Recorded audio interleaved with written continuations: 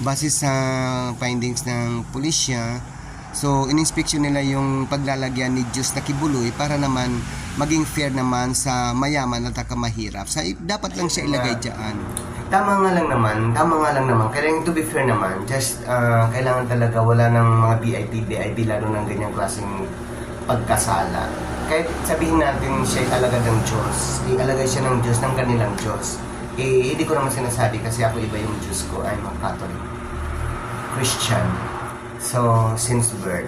So, siya kasi marami na siyang kasalanan dahil nung una, pinanganak siya as a Christian. Tapos, nag-create siya ng isang religious group na doon talaga siyang lumigaya dahil sa mga ginawa niyang mga, para sa mga bata, mga babae daw, mga kung ano-ano.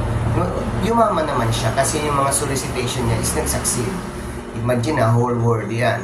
So, pero yung sinasabi na na yun ngayon sa kalagayan niya ngayon, dapat totoo yun. Pasalamat tayo kasi sumuko siya at saka sinurinder niya yung soul niya dyan sa mga military uniform.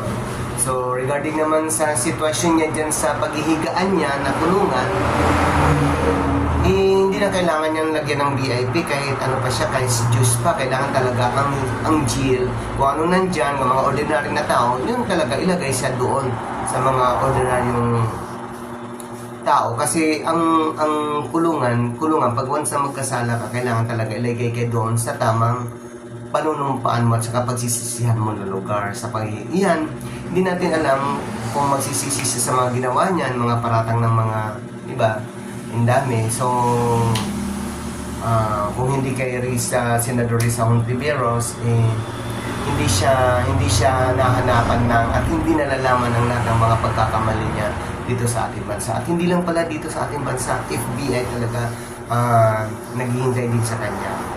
So, yan, wala akong masasabi dahil sabi pa naman ng pulis, mga military uniform na kung walang VIP yan, walang VIP, walang ordinary. Kumbaga sa eroplano, may economy, may first class, may business class, may royal class. So, ilagay natin siya sa economy kasi dyan lahat, ang mga nahuhuli ng mga ordinary tao, katulad natin, mga mahirap, nasa economy class. So, dyan na siya ilagay para pagsisihan niya lahat ng mga ginawa niya sa mga panluloko sa mga taong sumunod sa kanyang bindisyon daw dahil siyang Diyos-Diyosan ng mundo nila, yung naniniwala sa kanila.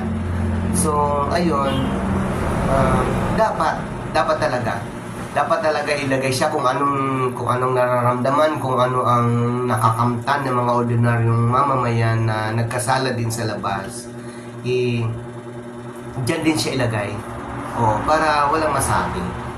Kumbaga walang color coded dyan sa kulungan. Kung siya ay Diyos, ilagay din sa tamang kulungan. Hindi katulad ng mga iba na mga VIP, may mga kung ano nandun. Ngayon iba na ngayon yung government niya. So kailangan ko anong sabi ng yung namamahala ng kulungan, ng taga Bureau of Prisons, doon si Kibuloy ilagay para pagsisiyan naman niya lahat. Kasi once nakakagatin siya ng mga bloodsucker or mga kung ano dyan, mga insekto nakakagatin siya, pagsisisihan niya kasi kung bakit siya kinakagat ng mga insekto dahil doon sa kalagayan na ngayon na paglalagyan sa kanya. Kasi kung hindi siya nagkasala, nandun siya sa magandang higaan, full air condition, with yung mga pabango-pabango pa sa aircon. So, yun dapat. So, dapat ilagay doon. Tama yung mga hustisya natin na walang VIP ang paglalagyan na kulungan ng Diyos-Diyosan ninyo. So, yun, dapat nang talaga pasuran. Kung sino man ang mga magbabash sa akin, okay lang naman kasi nasa tama naman ako. Kung alagad kayo ng Diyos-Diyosan, dahil ngayon marami nang lumalabas ng mga babae na pinagsamantalan sila, kung babae kayo na kakampi kay Kibuloy, baka naghihintay kayong gasahin kayo ng Kibuloy. So yun lang po. So maraming pong salamat, saludo sa mga pulis na at saka sa mga sa gobyerno natin ngayon na wala silang kinikilingan. Nasa tamang panunungkulan ang ginagawa nila. So yun, Kibuloy. Kailangan matulog ka ng maayos at dyan. Kasi kawawa naman yung mga naging biktima mo. So yun lang po. Reaction ko lang, comment ko lang sa anong ng military uniform na yun na in-inspection niya yung kulungan ng paglalagyan. So ang kulungan yung pinaglalagyan ng nasa sakdal ay parehas lang sa mga ordinary na tao. So dyan lang siya ilagay. Para walang question, walang mga agaw. Yun lang po.